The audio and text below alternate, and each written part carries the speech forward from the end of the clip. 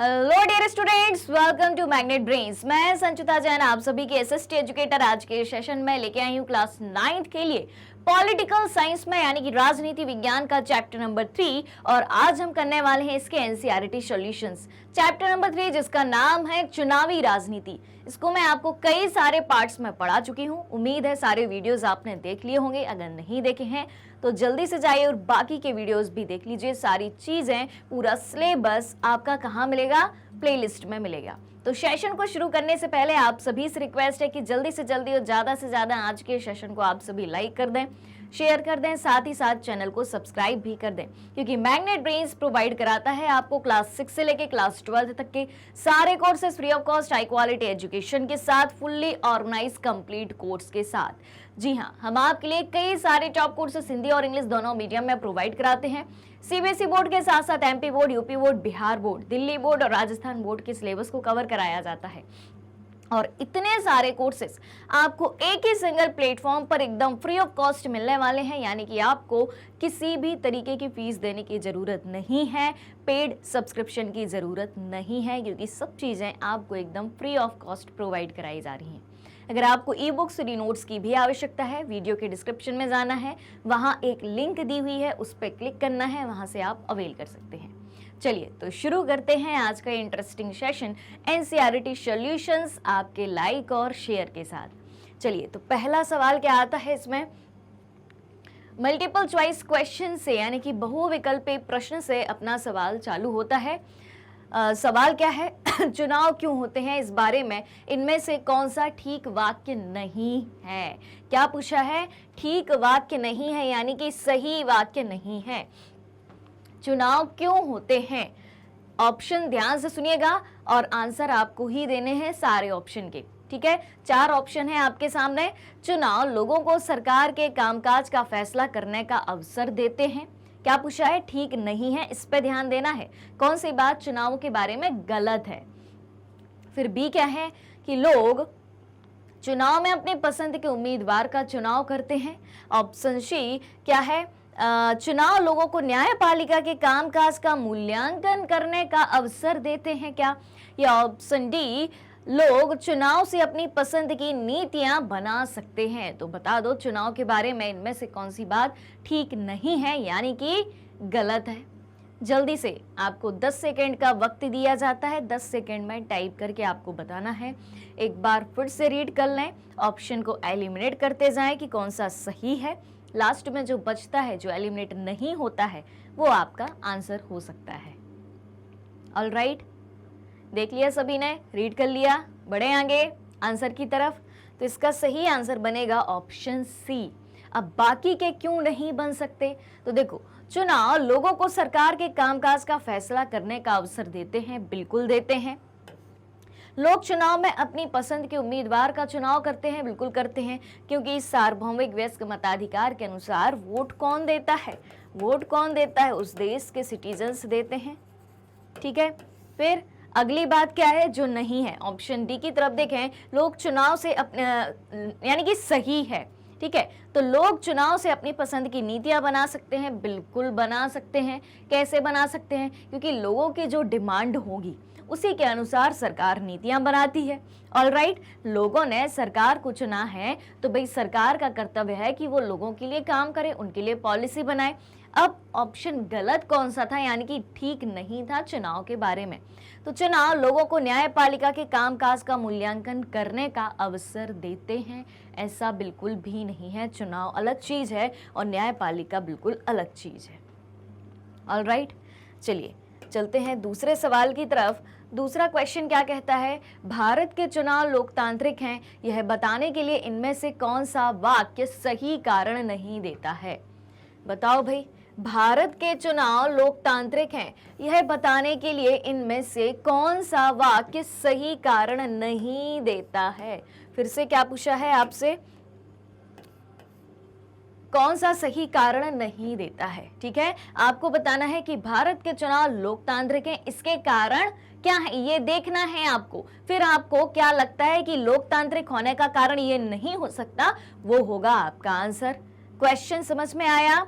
ठीक है, अभी हम क्या देखेंगे कि भारत के चुनाव लोकतांत्रिक हैं, इसके क्या कारण हो सकते हैं, उन पे हम टिक कर लेंगे कि भाई ये हो सकता है, ये हो सकता है, ये हो सकता है। जो नहीं होगा वही पूछा है आपसे, वही होगा हमारा आंसर। तो ऑप्शन ए है, भारत में दुनिया के सबसे ज्यादा मतदाता हैं। क्या भारत दुनिया का ऐसा देश है जहां पर सबसे ज्यादा वोटर्स हैं? उसके बाद भारत में चुनाव आयोग काफी शक्तिशाली है। इलेक्शन कमीशन जो है, जिसके बारे में हमने चैप्टर में पढ़ा था, नेशनल इलेक्शन कमीशन या राष्ट्रीय चुनाव आयोग या भारतीय निर्वाचन आयोग, वो बहुत पावरफुल है। ऑप्शन सी है, भारत में 18 वर्ष से अधिक उम्र का हर व्यक्ति मतदाता है। क्या भारत में चुनाव हारने वाली पार्टियां जनादेश स्वीकार कर लेती हैं? देखा जाए आंसर, समझ में आई बात? चलिए, तो इसका आंसर सही बनता है कि भारत में दुनिया के सबसे ज्यादा मतदाता हैं। ये बात लोकतंत्र को रिप्रेजेंट नहीं करती है। ठीक है, लोकतंत्र को रिप्रेजेंट कौन कौन सी बातें करती हैं, किन आधार पर हम ये मान सकते हैं कि भारत में चुनाव लोकतांत्रिक है? तो चलिए देखते हैं। भारत में चुनाव आयोग काफी शक्तिशाली है, बिल्कुल है। कैसे है पावरफुल इलेक्शन कमीशन? क्योंकि जब चुनाव होते हैं, चुनाव कराने की जिम्मेदारी किसकी होती है? इलेक्शन कमीशन की ही होती है। एक बात तो ये सभी को पता है। तो भारत में चुनाव कराने की जिम्मेदारी जब इलेक्शन कमीशन की होती है, तो सरकार के अंदर काम करने वाले जितने भी व्यक्ति आते हैं, वो सभी किसके अंडर में होते हैं? वो सभी इलेक्शन कमीशन के अंडर में होते हैं। और election commission he model code of conduct लागू कर देता है चुनाव की तिथि की घोषणा होने के साथ ही। ठीक है, और जब तक चुनाव के परिणाम जारी नहीं हो जाते, तब तक मॉडल कोड ऑफ कंडक्ट यानी कि आचार संहिता लागू होती है। और इस दौरान अगर कोई भी आचार संहिता का उल्लंघन करता है, तो भाई चुनाव आयोग उसे चुनाव में पार्टिसिपेट करने से मना कर सकता है। ऑलराइट, तो चुनाव आयोग पावरफुल हुआ। उसके बाद भारत में 18 वर्ष से अधिक उम्र का हर व्यक्ति मतदाता है। ठीक है, बिल्कुल है। यानी कि यहाँ पर सार्वभौमिक वयस्क मताधिकार भारत के नागरिकों को दिया गया है। सार्वभौमिक वयस्क मताधिकार के अंतर्गत हर व्यक्ति, चाहे वो किसी भी धर्म, जाति, भाषा, कल्चर या कुछ भी हो, उसका मतलब अलग अलग हो, चाहे जेंडर अलग हो, लेकिन हमारे देश के संविधान की नजरों में वो एक समान होगा। बस उसकी आयु कितनी होनी चाहिए वोट डालने के लिए? 18 वर्ष या उससे अधिक होनी चाहिए। तो यहाँ पर लोकतंत्र लागू होता है, बिल्कुल होता है। फिर भारत में चुनाव हारने वाली पार्टियां जनादेश स्वीकार कर लेती हैं, बिल्कुल कर लेती हैं। अब चुनाव तो कोई एक पार्टी ही जीतेगी। ABCD मान लो 4 पार्टी जीती हैं, तो उनमें से मान लो पार्टी A ने चुनाव जीता, जीत किसी एक की होगी, बाकी की B, C और D 3 पार्टियां चुनाव हार जाएंगी। तो उन्हें जनादेश यानी कि जनता ने जो वोट के माध्यम से अपना आदेश दिया है, अपनी सरकार चुनी है, उसको स्वीकार कर लेती हैं कि हाँ भाई सरकार उनकी बनेगी, हम हार चुके हैं। ऑलराइट, तो ये भी बात लोकतंत्र को रिप्रेजेंट करती है। भारत में दुनिया के सबसे ज्यादा मतदाता हैं, इस बात से ये निर्धारित नहीं होता है कि भारत में चुनाव लोकतांत्रिक है। ऑलराइट, चलिए क्वेश्चन नंबर 3 है, निम्नलिखित का मिलान करें। सही जोड़ी मिलानी है अब आपको। सूची 1 और सूची 2, दो सूचियां आपको दी गई हैं। पहली सूची में क्या कहा गया है? सबसे पहले तो देखें, समय समय पर मतदाता सूची का नवीनीकरण हो। क्यों होना चाहिए? वो कारण यहाँ दिया होगा, खोजेंगे अपन। फिर बी में क्या दिया है या खा में क्या दिया है? कुछ निर्वाचन क्षेत्र अनुसूचित जाति और अनुसूचित जनजाति के लिए आरक्षित हैं, ताकि क्यों? यहाँ है आंसर अपना। फिर सी क्या कहता है? प्रत्येक को सिर्फ एक वोट डालने का हक है, ताकि क्या होगा? अगर हर व्यक्ति को एक वोट डालने का हक होगा तो क्या होगा इनमें से? फिर है सत्ताधारी दल को सरकारी वाहन के इस्तेमाल की अनुमति नहीं है। जो सत्ताधारी दल है वो चुनाव प्रचार के दौरान किसी भी सरकारी वाहन का प्रयोग नहीं कर सकता। क्यों? क्योंकि देखते हैं अब यहाँ पर कौन कौन सी बातें हैं। समाज के हर तबके का समुचित प्रतिनिधित्व आवश्यक है।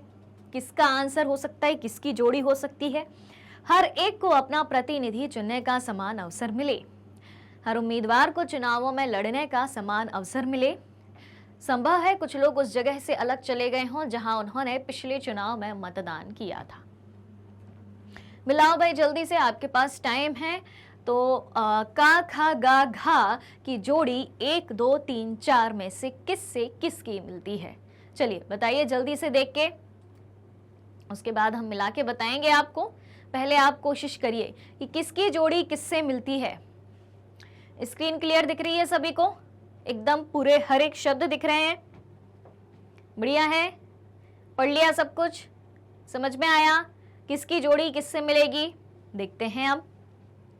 तो देखें, उत्तर है कि समय समय पर मतदाता सूची का नवीनीकरण हो। क्यों हो? इसलिए कि संभव है कुछ लोग उस जगह से अलग चले गए हों जहां उन्होंने पिछले चुनाव में मतदान किया था।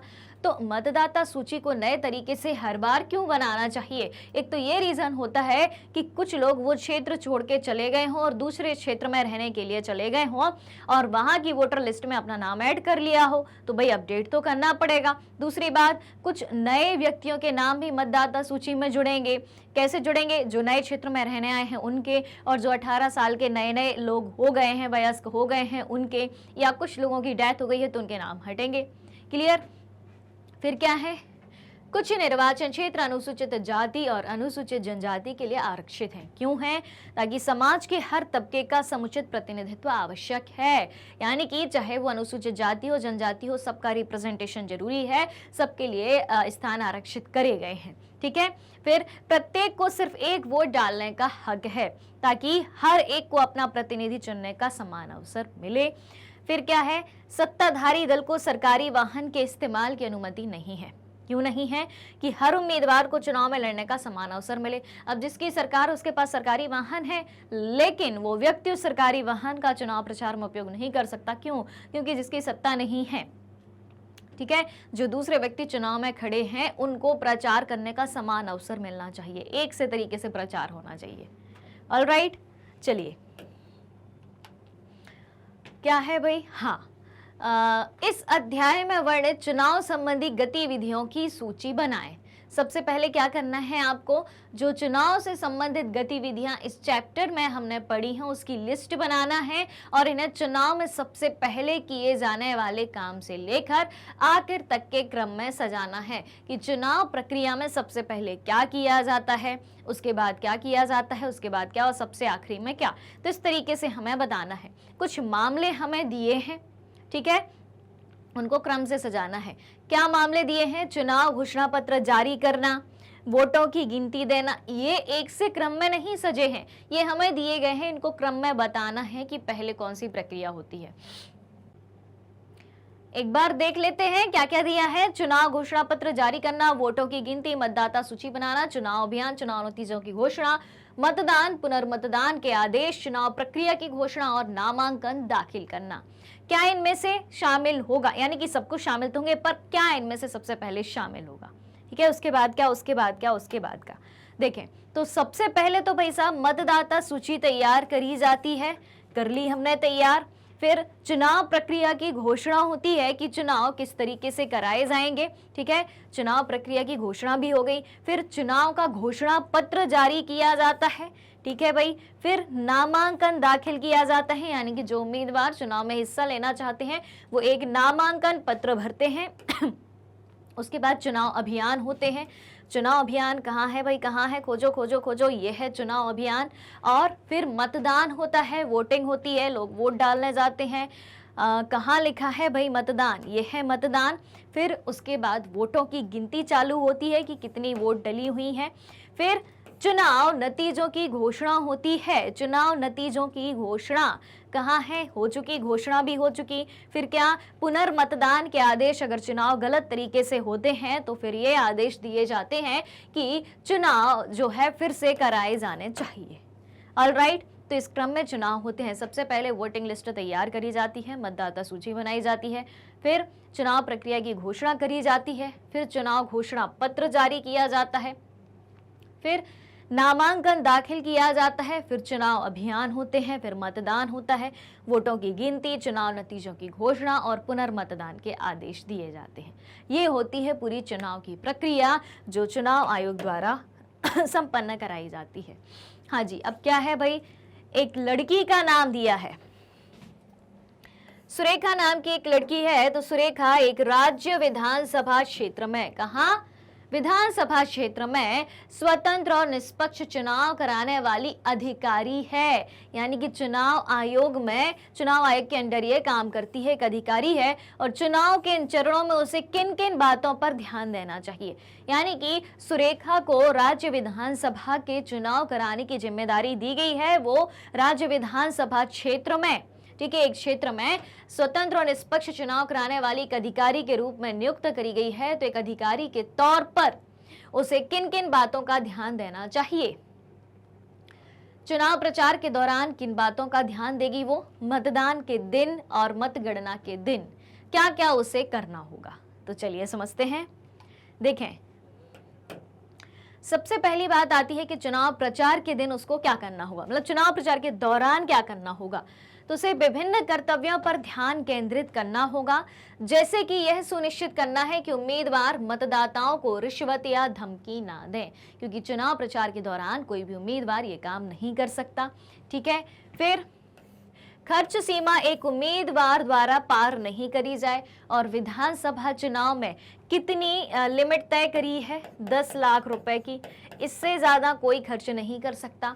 फिर उम्मीदवार धर्म या जाति के नाम पर वोट देने की अपील ना करें, कोई भी उम्मीदवार धर्म या जाति के आधार पर वोट ना मांगे चुनाव प्रचार के दौरान। फिर वे पूजा स्थान का उपयोग भी नहीं करें या अभियान में किसी भी सरकारी संसाधनों का प्रयोग ना करें। इन सब बातों का ध्यान सुरेखा को किस दौरान देना पड़ेगा, जब देश में चुनाव प्रचार हो रहा हो या जब उस क्षेत्र में चुनाव प्रचार हो रहा हो। फिर मतदान के दिन क्या ध्यान देना होगा, तो चुनाव अधिकारी को यह देखना चाहिए कि चुनाव शांतिपूर्वक हो, उस दिन कोई दंगा फसाद ना हो और मतदाता निष्पक्ष रूप से अपने मत का प्रयोग कर सके। मतदान के दिन ये काम होगा। फिर क्या होगा, मतगणना के दिन सुरेखा के ऊपर क्या जिम्मेदारी है, जिस दिन वोट काउंट हो रही है। ठीक है, तो चुनाव अधिकारी को मतगणना के लिए पूरी व्यवस्था करनी होती है, ताकि मतगणना ठीक ढंग से हो, ठीक तरीके से हो, और मतगणना में किसी भी प्रकार की धांधली ना हो कि किसी के वोट किसी के में काउंट हो जाएं, और जो उम्मीदवार जीत रहा हो उसे ही विजयी घोषित किया जाए, किसी दूसरे को नहीं। तो चुनाव प्रचार के दौरान, मतदान के दिन और मतगणना के दिन इन बातों का ध्यान सुरेखा को रखना होगा, जो कि एक राज्य विधानसभा क्षेत्र में चुनाव संपन्न कराने वाली अधिकारी के रूप में अपॉइंट की गई है, नियुक्त की गई है। चलिए चलते हैं। नीचे दी गई तालिका बताती है कि अमेरिकी कांग्रेस के चुनावों के विजयी उम्मीदवारों में अमेरिकी समाज के विभिन्न समुदाय के सदस्यों का क्या अनुपात था। एक टेबल दी गई है, वो टेबल क्या बताएगी, अभी बताएगी टेबल। ठीक है, क्या बताएगी कि अमेरिकी कांग्रेस के चुनावों के विजयी उम्मीदवारों में अमेरिकी समाज के विभिन्न समुदाय के सदस्यों का क्या अनुपात था, फिर ये किस अनुपात में जीते। इसकी तुलना अमेरिका समाज में इन समुदायों की आबादी के अनुपात से करना है। इसके आधार पर क्या आप अमेरिकी संसद के चुनाव में भी आरक्षण का सुझाव देंगे। जो नतीजे सामने आएंगे तो आप उन आधार पर ये कहेंगे कि अमेरिकी चुनाव में भी लोगों को आरक्षण दिया जाना चाहिए। अगर हाँ तो क्यों और किस समुदाय के लिए आरक्षण यानी कि रिजर्वेशन दिया जाना चाहिए, और अगर नहीं तो क्यों। सबके कारण बताने हैं। ठीक है, ये है भाई साहब आपकी टेबल। समुदाय का प्रतिनिधित्व यहाँ पर प्रतिशत में आपको दर्शाया गया है। ठीक है, ये है अमेरिकी प्रतिनिधि सभा में और ये है अमेरिकी समाज में। ठीक है, तो अश्वेत अमेरिकी प्रतिनिधि सभा में 8 है और अमेरिकी समाज में 13 है। फिर हिस्पैनिक समुदाय के लोग अमेरिकी प्रतिनिधि सभा में 5 हैं और अमेरिकी समाज में 13 हैं। श्वेत अभी अमेरिकी प्रतिनिधि सभा में 86 हैं, यानी कि जो गोरे लोग हैं वो सबसे ज्यादा हैं, और अमेरिकी समाज में कितना है, 70 है। अब देख लो भैया, अब हमें क्या बताना था कि किन को रिजर्वेशन मिलना चाहिए।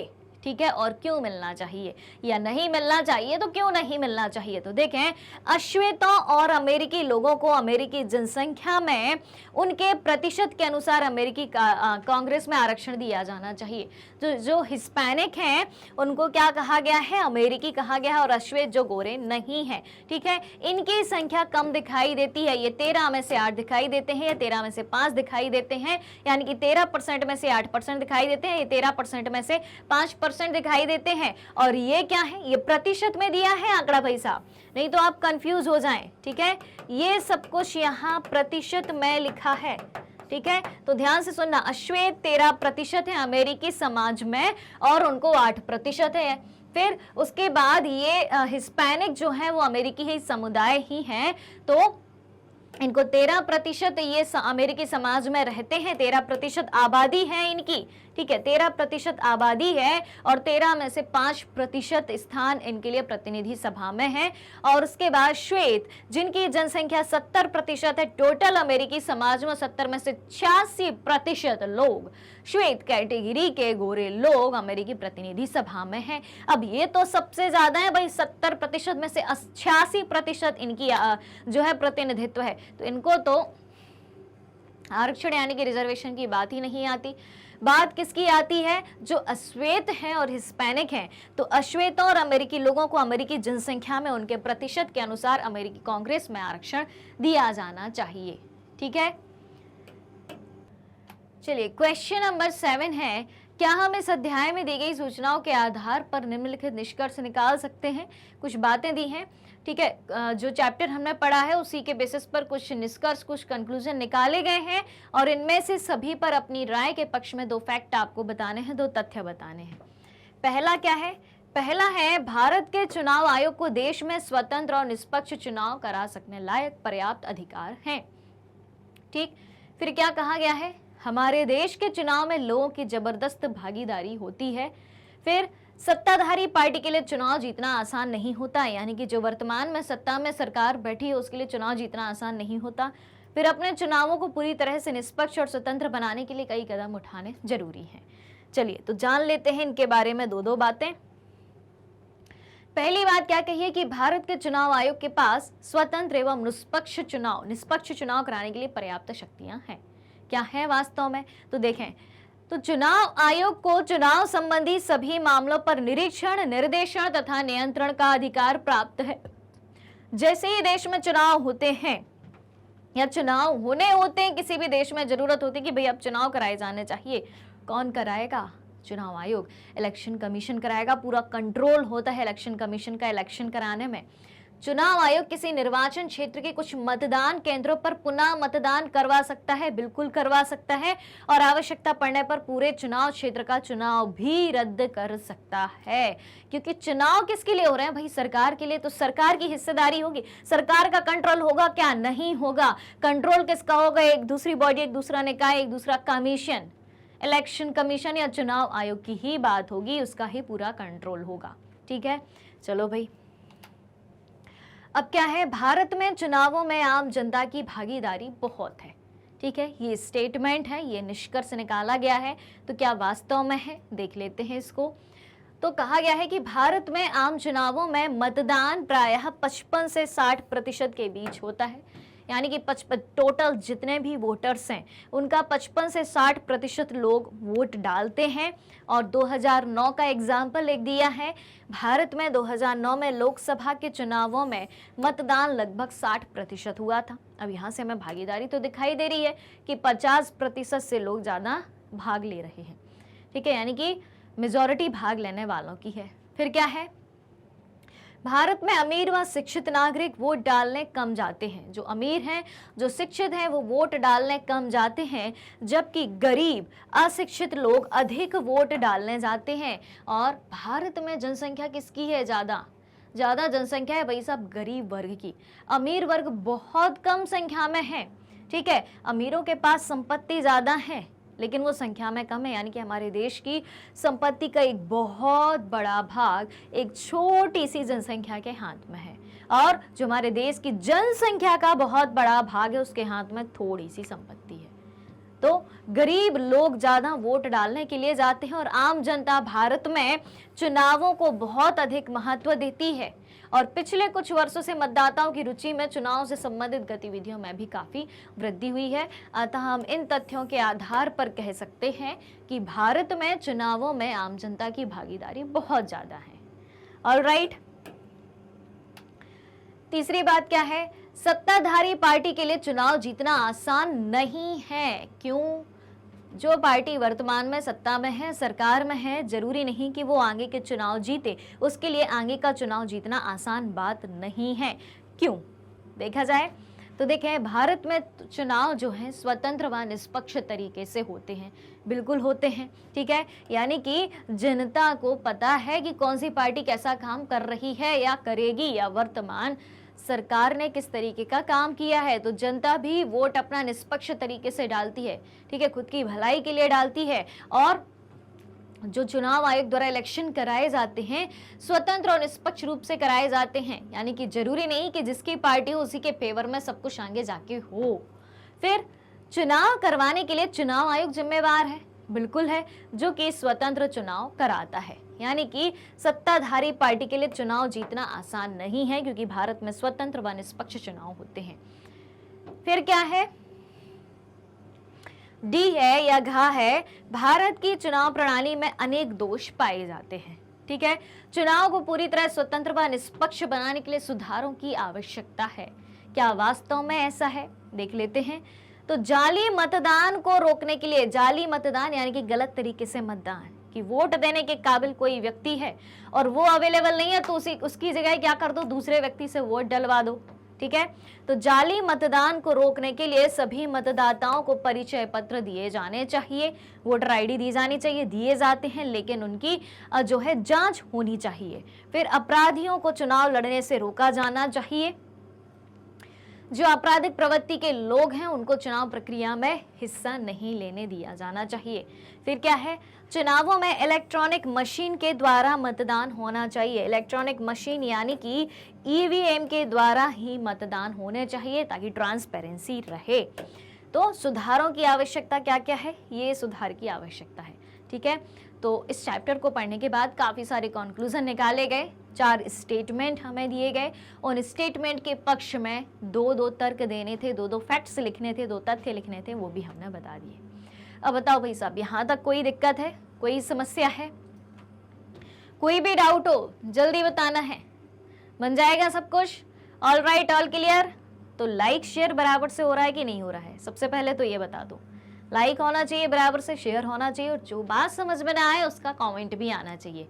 और अगर आप चैनल पर नए नए हैं, चैनल को सब्सक्राइब नहीं किया है तो चैनल को सब्सक्राइब भी कर देना है। ऑलराइट, बढ़ते हैं आगे। हाँ भाई, चिनप्पा सुन लो भैया, चिनप्पा नाम का एक व्यक्ति है। कहाँ का है भाई? नाम से तो लग रहा है कि भैया साउथ इंडिया का है। तो चिनप्पा को दहेज के लिए अपनी पत्नी को परेशान करने के जुर्म में सजा मिली।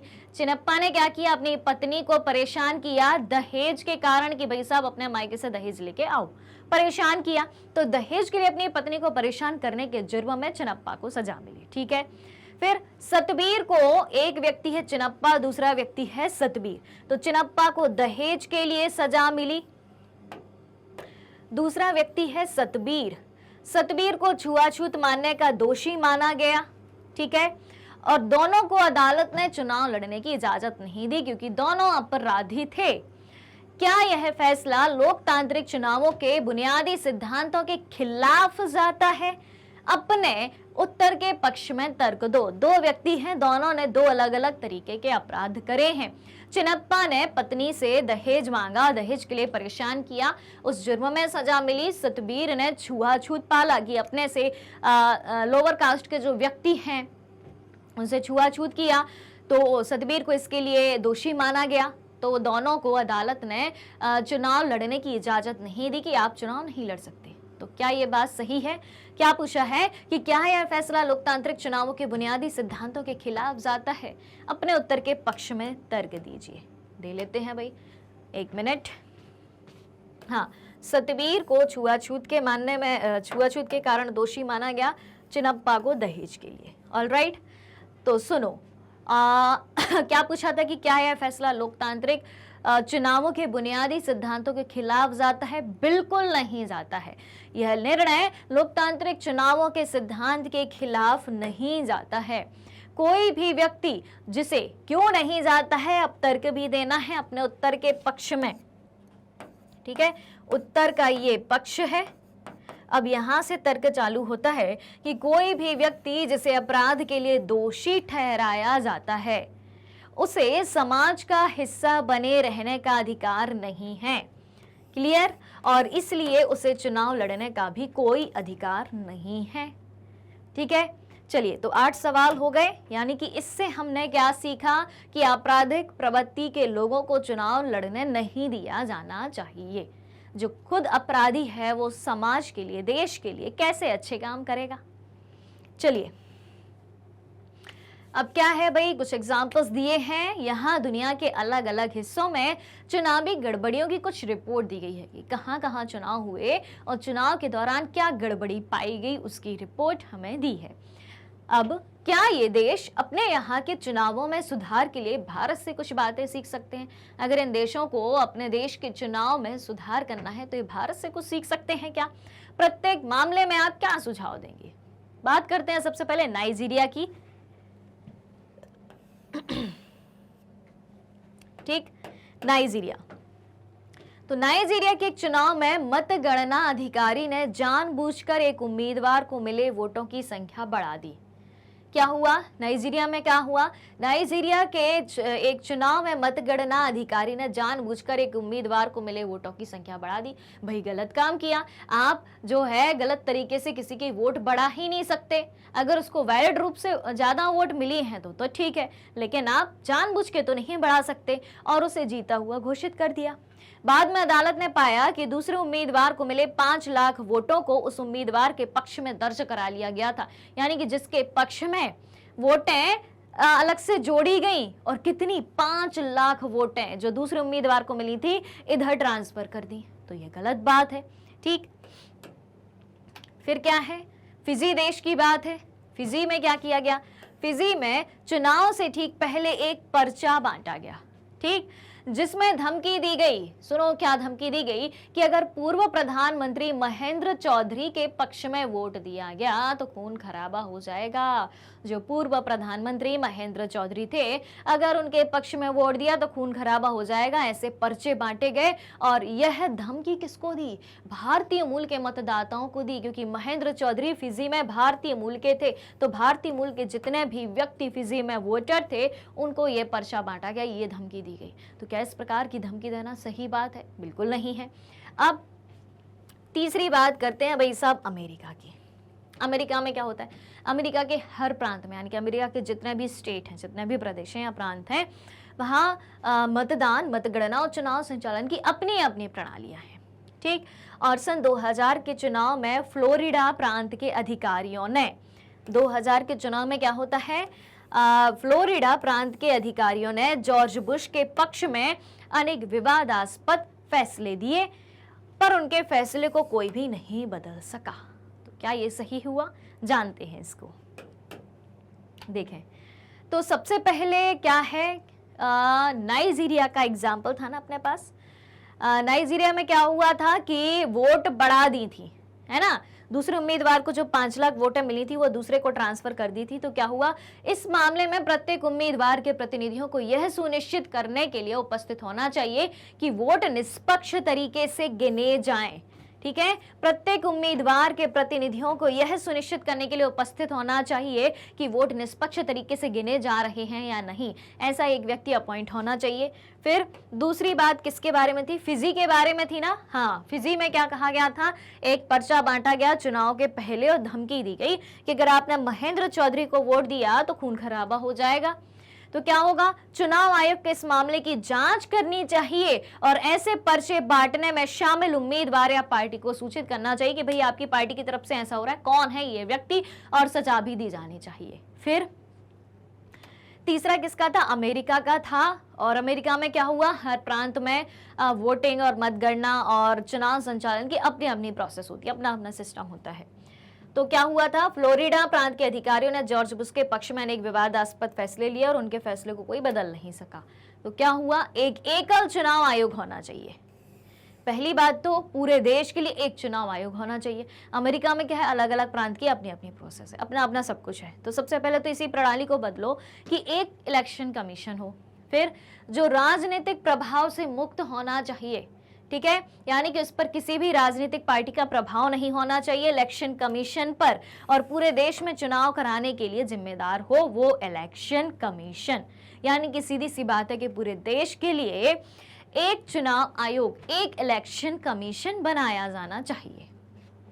ठीक है, तो क्या भारत में ये सब है? बिल्कुल है भाई साहब। ठीक, तो भारत से हम ये सब सीख सकते हैं, यानी कि दूसरे देश हमसे सीख सकते हैं। चलिए, हाँ जी, क्वेश्चन नंबर 10 है, भारत में चुनावी गड़बड़ियों से संबंधित कुछ रिपोर्ट दी गई है। भारत में चुनाव में क्या गड़बड़ियां पाई गई? प्रत्येक मामले में समस्या की पहचान कीजिए। हर मामले में क्या करना है, समस्या की पहचान करना है और इन्हें दूर करने के लिए क्या किया जा सकता है वो काम भी करना है। तो देख लेते हैं। चुनावी घोषणा होते ही मंत्री महोदय ने बंद पड़ी चीनी मिल को दोबारा खोलने के लिए वित्तीय सहायता देने की घोषणा करी। क्या होता है, चुनाव की घोषणा होते ही मंत्री महोदय ने बंद पड़ी चीनी मिल को दोबारा खोलने के लिए वित्तीय सहायता देने की घोषणा की। कब करी घोषणा? चुनाव की घोषणा होते ही। क्या चुनाव की घोषणा के बाद इस तरीके का काम किया जा सकता है? मेरे हिसाब से तो नहीं किया जा सकता। आपको क्या लगता है? चैप्टर पढ़ा है ना आपने पूरा? हमने क्या पढ़ा था? सोचो सोचो सोचो, क्यों नहीं हो सकता ऐसा? फिर दूसरा काम क्या हुआ? विपक्षी दलों का आरोप था कि दूरदर्शन और आकाशवाणी पर उनके बयान और चुनाव अभियान को उचित जगह नहीं मिली। बताओ, अगर विपक्षी दल को प्रचार करने की पर्याप्त जगह नहीं मिली तो क्या ये बात सही है या ये गड़बड़ी है? सोचो भाई, क्या पढ़ाया था मैंने। फिर चुनाव आयोग की जांच से एक राज्य की मतदाता सूची में 20 लाख फर्जी मतदाताओं के नाम मिले। क्या ऐसा हो सकता है? ये गड़बड़ी है, बिल्कुल है। फिर एक राजनीतिक दल के गुंडे बंदूकों के साथ घूम रहे थे भाई साहब, और दूसरी पार्टियों के लोगों को मतदान में भाग लेने से रोक रहे थे कि आप मतदान में भाग नहीं ले सकते। मतलब बंदूक की नोक पे मतदान में भाग लेने से रोका जा रहा है, और दूसरी पार्टी की चुनावी सभाओं पर भी हमले कर रहे थे।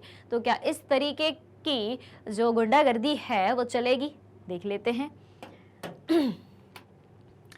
तो पहली बात तो ये है कि क्या कहा गया था, चुनाव की घोषणा होती ही मंत्री महोदय ने बंद पड़ी चीनी मिल को दोबारा खोलने के लिए वित्तीय सहायता देने की घोषणा करी। ये बात बिल्कुल गलत है, क्योंकि चुनावों की घोषणा होने के बाद कोई भी मंत्री ऐसा नहीं कर सकता, कोई भी सरकार ऐसा काम नहीं कर सकती। तो चुनावों की घोषणा के पश्चात मंत्री का इस प्रकार का बयान आदर्श चुनाव संहिता का उल्लंघन है। जो हमारा मॉडल कोड ऑफ कंडक्ट है उसके विरुद्ध जाके इन्होंने इस तरीके की घोषणा करी है, अतः इस मंत्री के विरुद्ध कार्यवाही होनी चाहिए।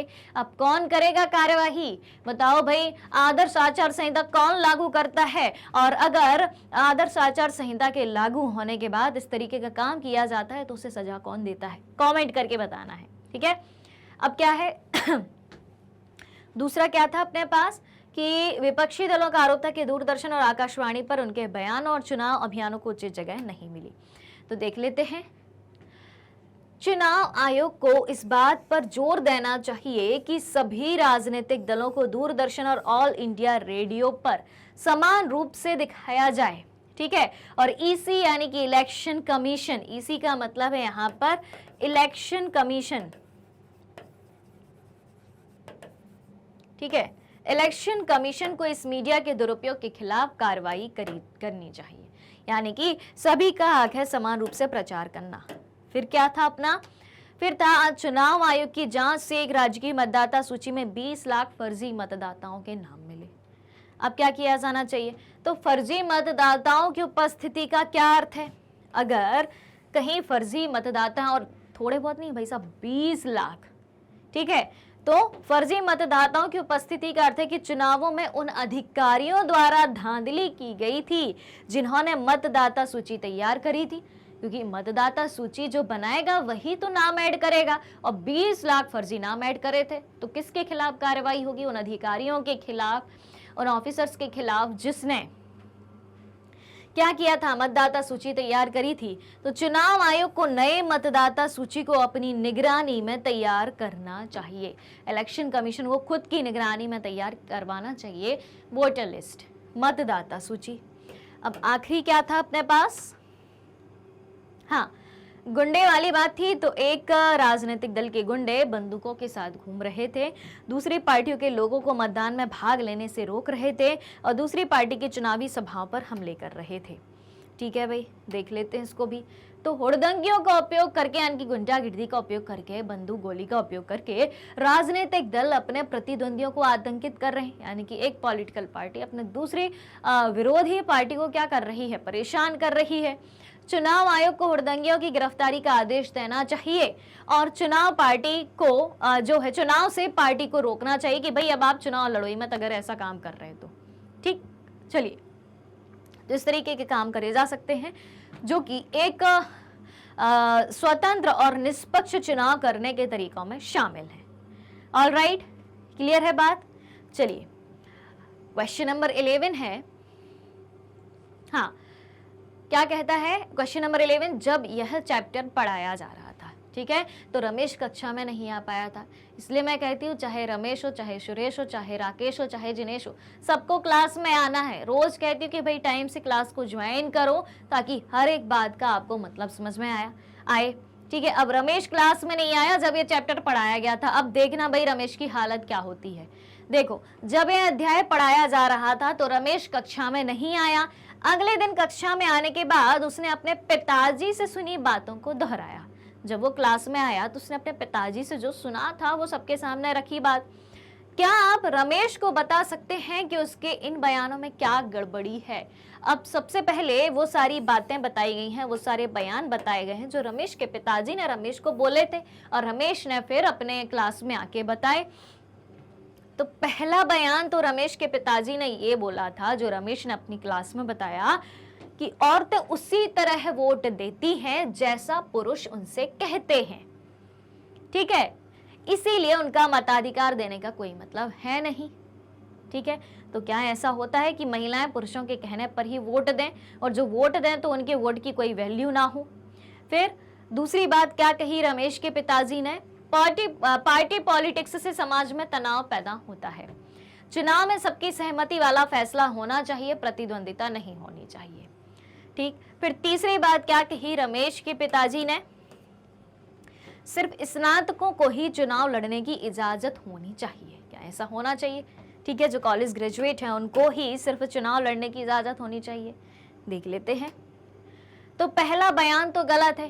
क्या कहा था रमेश के पापा ने कि औरतें उसी को वोट देती हैं जिसे पुरुष कहते हैं, इसलिए उनके वोट डालने का कोई मतलब है नहीं बात कही थी। तो क्या लगता है ये बात तो बिल्कुल गलत है। यह बयान गलत है क्योंकि गुप्त मतदान की नीति यह सुनिश्चित करती है कि कोई व्यक्ति जिसे चाहे उसे वोट दे सकता है। गुप्त मतदान होता है, किसी को नहीं पता कौन किसको वोट दे रहा है। ठीक है, तो महिलाएं अपने दम पर निर्णय लेने और अपनी पसंद के उम्मीदवार का चयन करने में पूरी तरीके से सक्षम है, यानी कि उनके वोट की वैल्यू है। ठीक, अब दूसरी बात क्या कही थी? दूसरी बात कही थी पार्टी पॉलिटिक्स से समाज में पैदा होता है तनाव और चुनाव में सबकी सहमति वाला फैसला ही होना चाहिए, प्रतिद्वंदिता नहीं होनी चाहिए। तो देख लेते हैं। प्रतियोगिता राजनीतिक उम्मीदवारों के लिए निवारक और प्रेरक दोनों के रूप में काम करती है। ठीक है, और चुनाव हारने का डर और चुनाव जीतने की प्रेरणा लोगों के पक्ष में काम करती है। जहां प्रतियोगिता होती है वहीं आप और बढ़ के मेहनत करते हो, वहीं से आपको इंस्पिरेशन मिलती है, प्रेरणा मिलती है कि हम और कितना बेटर कर पाते हैं। जब प्रतियोगिता की भावना आती है और खास तौर से जब हम पॉलिटिक्स में राजनीति में कंपटीशन की बात करें तो हर एक नेता अच्छे से अच्छा काम करना चाहता है। ठीक है, वो ये सोचता है कि अगर हम अभी अच्छा काम करेंगे तब तो आगे जाके जनता हमें वोट देगी। तो ये कंपटीशन अच्छा है ना कि देश के लिए अच्छे अच्छे काम हो रहे हैं। तो ये बात सही है कि प्रतियोगिता होनी चाहिए और रमेश के पिताजी ने कहा था कि प्रतियोगिता नहीं होनी चाहिए, बिल्कुल होनी चाहिए। अब क्या है? सिर्फ स्नातकों को ही चुनाव लड़ने की इजाजत होनी चाहिए क्या? देख लेते हैं इसको भी। तो लोगों की आवश्यकताओं को समझने और उनके हितों का प्रतिनिधित्व करने के लिए शैक्षिक योग्यता की आवश्यकता नहीं होती, ठीक है। और जैसा कि आप सभी जानते हो कि भारत में चुनाव के लिए जब चुनाव होते हैं तो किसी एजुकेशनल क्वालिफिकेशन की जरूरत नहीं होती किसी भी उम्मीदवार को चुनाव में भाग लेने के लिए, चुनाव लड़ने के लिए। क्यों? क्योंकि लोगों की आवश्यकताओं को समझने के लिए हर व्यक्ति समझता है कि किसकी क्या आवश्यकता है, नेता क्या काम करते, सरकार क्या काम करती है, लोगों की क्या आवश्यकता है, हम उसको पूरा करें। तो लोगों की आवश्यकताओं को समझने और उनके हितों का प्रतिनिधित्व करने के लिए किसी भी शैक्षणिक योग्यता की आवश्यकता नहीं होती है। इसलिए राजनीतिज्ञों के लिए स्नातक होना आवश्यक नहीं है, यानी कि कॉलेज ग्रेजुएट होना आवश्यक नहीं है, ठीक है। तो ये तीनों बातें रमेश के पिताजी ने कही थी, जो तीनों बातें सही नहीं है, ठीक है। अगर रमेश ने वो चैप्टर पढ़ा होता, वो क्लास में आया होता, तो उसे सब जानकारी होती और वो अपने पिताजी को समझा सकता था और फिर क्लास में आके ऐसी बातें नहीं करता, ठीक है। तो आपको भी क्या करना है, डेली क्लास में आना है, हर बात सीखनी है। चलिए, तो इसी के साथ आज का ये सेशन यहीं पर खत्म होता है। सारी बातें आपको समझ में आ गई ना? अगर नहीं आई हो तो जल्दी से आपको क्या करना है, बाकी के वीडियोस को एक बार फिर से देख लेना है और जो बात समझ में नहीं आई उसको कमेंट करके पूछ लेना है, क्योंकि मुझे ऐसा लग रहा है कि आपने सारे वीडियोस नहीं देखे, एक आध छोड़ दिया है। तो कोई भी वीडियो नहीं छोड़ना है, हर चीज देखनी है। हर एक टॉपिक को अलग अलग वीडियो में बहुत अच्छे से समझाया गया है, एग्जाम्पल के जरिए समझाया गया, कहानियों के माध्यम से समझाया गया है, ठीक है। तो पॉलिटी के वीडियो क्यों देखना जरूरी है, पॉलिटी के अदर सब्जेक्ट की, अभी हम पॉलिटी पढ़ रहे हैं तो मैं पॉलिटी की ही बात करूंगी, कि ताकि आपकी देश की सरकार के बारे में, देश की चुनावी राजनीति के बारे में समझ बढ़े कि हमारे देश हमारे देश को हमारी सरकार कैसे चलाती है। ऑलराइट, क्योंकि आगे जाके आप भी वोट डालेंगे, आप भी एक वयस्क नागरिक बनेंगे, ठीक है। क्लियर हो रही है बात? यानी कि आप जिस देश के नागरिक हैं उस देश के बारे में सारी जानकारी आपको होना जरूरी है। हमारे देश का इतिहास क्या था, हमारे देश की पॉलिटिक्स कैसी है, हमारे देश की भौगोलिक परिस्थितियां कैसी हैं, या हमारे देश की इकोनॉमी किस प्रकार की है, सारी चीज़ें जाननी है, यानी कि पूरी की पूरी एसएसटी जानना जरूरी है। कैसे जानोगे? जब हर दिन आप हर क्लास को ज्वाइन करोगे, क्योंकि सामाजिक विज्ञान यानी कि सोशल साइंस आपको सिखाता है एक अच्छा नागरिक बनना। एक अच्छे नागरिक बनने के लिए, एक अच्छे सिटीजन बनने के लिए, एक अच्छे इंसान बनने के लिए आपको एसएसटी से परिचित होना बहुत ज़रूरी है। चलिए, तो चलते हैं, मिलते हैं जल्दी ही अगले सेशन में। अगला होगा मल्टीपल चॉइस क्वेश्चन का, उसको ज्वाइन करना ही है क्योंकि वो आपका फेवरेट सेशन होता है और उसके जरिए पूरे चैप्टर के कंसेप्ट एक बार फिर से क्लियर हो जाते हैं। ऑलराइट, तो चलिए अगर आप हमारे डेली के लाइव सेशन और रिकॉर्डेड सेशन से जुड़ना चाहते हैं, सारी चीज़ें उपलब्ध हैं मैग्नेट ब्रेन्स के यूट्यूब चैनल, वेबसाइट और एप्लीकेशन पर। मैग्नेट ब्रेन्स इंडिया का number 1 100% free online education platform है। इसके अलावा अगर आप ई बुक्स और ई नोट्स भी चाहते हैं, उसकी लिंक भी वीडियो के डिस्क्रिप्शन बॉक्स में दी गई है, वहाँ से आप अवेल कर सकते हैं। हमारे पास आपके लिए कई सारे टॉप कोर्सेस हिंदी और इंग्लिश दोनों मीडियम में अवेलेबल हैं। सीबीएसई बोर्ड के साथ साथ Delhi board, Bihar board, UP board, MP board, Rajasthan board के सिलेबस को कवर कराया जाता है और हर क्लास के सिलेबस को एनसीईआरटी से कवर कराया जाता है। और इसके अलावा कई सारे स्पेशल कोर्सेस हैं हमारे पास, जैसे कि वैदिक मैथ्स क्रैश कोर्स और स्पोकन इंग्लिश, और इतने सारे कोर्सेस है कि सिंगल प्लेटफॉर्म पर हाई क्वालिटी एजुकेशन के साथ, फुल्ली ऑर्गेनाइज कंप्लीट कोर्स के साथ एकदम फ्री ऑफ कॉस्ट आपको प्रोवाइड कराए जाते हैं। मैग्नेट ब्रेन्स यूट्यूब के अलावा अदर सोशल मीडिया प्लेटफॉर्म जैसे कि Facebook, Instagram, Twitter, Telegram, WhatsApp पर भी उपलब्ध है। आप हमें यहाँ भी फॉलो कर सकते हैं, यहाँ से भी सारी जानकारी प्राप्त कर सकते हैं। तो आज के सेशन को ज़्यादा से ज़्यादा लाइक और शेयर करते हुए चैनल को सब्सक्राइब भी करना है। हमारे साथ बने रहिए, जुड़े रहिए, पढ़ते रहिए, खुश रहिए। Thank you so much.